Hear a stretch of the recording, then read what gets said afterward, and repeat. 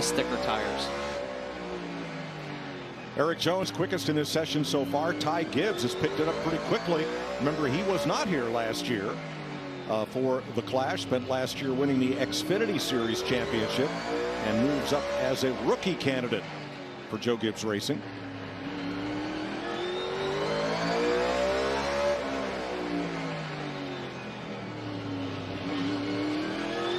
Tony, look at him with the steering wheel. In mid-corner, his hand is just over center, just past center. And that's because the corners are so tight here that they can't get the steering ratio any quicker than that. And honestly, you wouldn't want it any faster than that. I was going to say, Mike, you said it's just over center, but for me, as soon as I saw that, we call that pretty much wheel lock. That's a lot of wheel to try to get that thing turned around here. All right, let's check with Jamie. Tony Stewart's driver Chase Briscoe fourth on the board right now. Chase, I know all of us are wondering, how does this brand new track compare to the track a year ago? Yeah, I thought, honestly, it was a little bit more grip than we had last year, than I remember having. I know there's a little bit of different things with the rev limiter now than we had last year, so some of the, throttle points are a little bit different, just where you let off and things like that. But, yeah, I thought it had a lot more grip, which surprised me. I thought it was going to be a lot slicker than it was last year. But, yeah, so far so good. I think this year's race will definitely be just a lot harder to pass, just because everybody knows what to do on their cars now. And I felt like that's the tightest, we've been compared to last year for sure. So everybody's cars are only going to keep getting better. And, yeah, hopefully we can keep our Mahindra tractors forward, pretty fast. I felt like right there we were pretty good, but definitely need a little bit more. All right, they're making adjustments for Chase Briscoe. He has 2 more practice sessions coming up. He is 4th fastest overall. Kevin Harvick just made a daring 3-wide pass into turn 3. As one car got a little out of shape up off of turn 2 and created that kind of opportunity. You can get 3 wide here. It was the 2 rookies he was behind.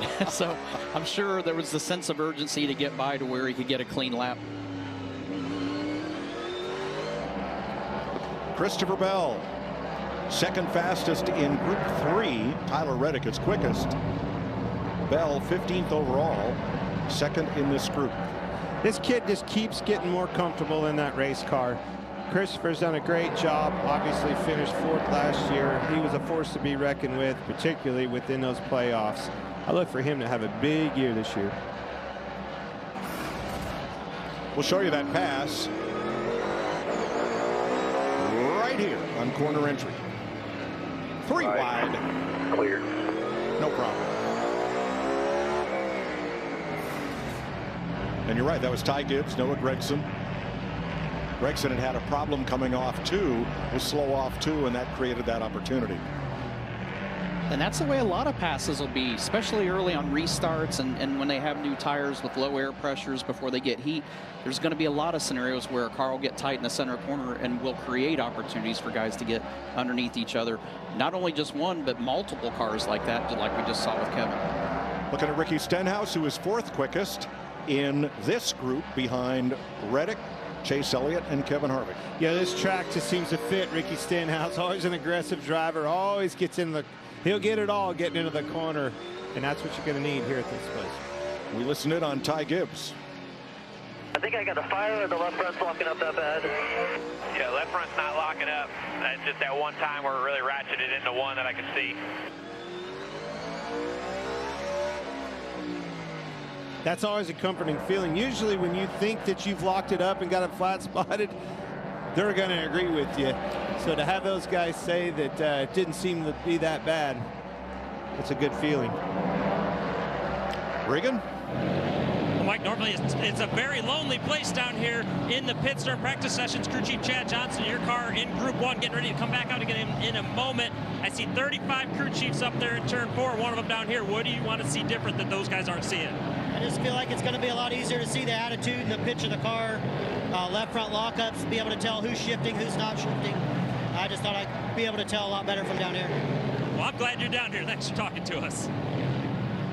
Many of the crew chiefs and team executives are up there in the seats on the back straightaway. The spotters are way up there lonely up in, I guess what would be the cheap seats, or are those the best seats? I'm not sure. But they're at the top, very top of the grandstand.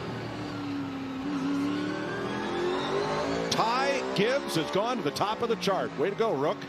Yeah, he's figuring his place out real quick. 13:40 tied.